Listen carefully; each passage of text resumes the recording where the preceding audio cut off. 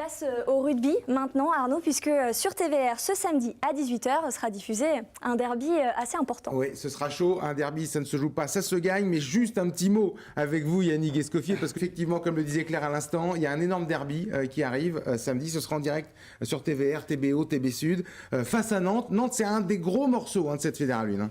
C'est un des gros morceaux, ils surprennent, ils n'étaient pas attendus à ce niveau-là, malgré leur très bon parcours la saison dernière. Ils ont fini quart de finaliste du trophée Jean Prat, donc de la Fédérale 1. On les attendait peut-être pas à ce niveau-là, quand même à battre Dax, chez eux, mis à part un match, je crois qu'ils sont que des victoires.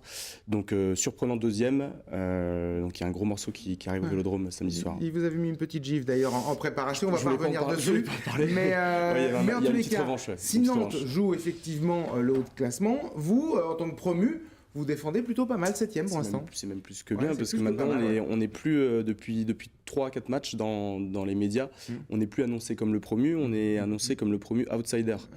On ne met plus dans les petites équipes, donc au bout de même pas 6 mois en Fédérale 1 au niveau supérieur, je pense que c'est déjà une réussite. Ouais.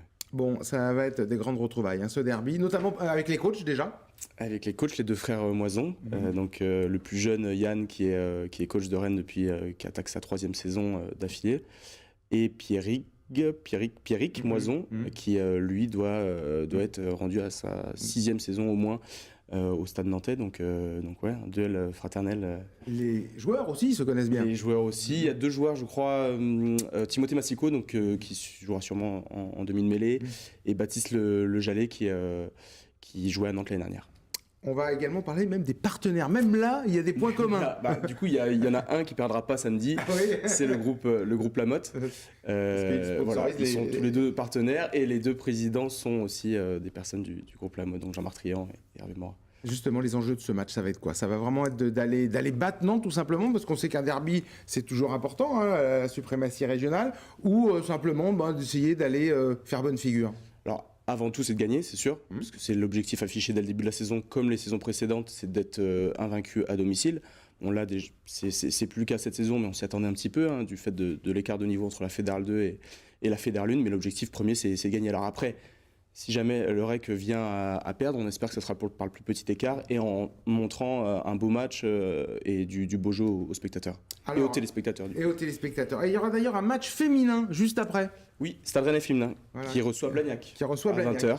Et pour ceux qui n'ont pas la bonne idée de regarder TVR, c'est combien les entrées, tout ça? C'est au Vélodrome, on le rappelle. Si je me souviens, je dois me souvenir, je suis censé me souvenir, je crois que c'est 8 € le tarif, on va dire, non réduit, le tarif, plein tarif, et 5 € tarif réduit, et bien sûr c'est gratuit pour les enfants de moins de 16 ans. Voilà, et pour Claire aussi, qui pourra venir. Avec plaisir. Avec plaisir. Invité.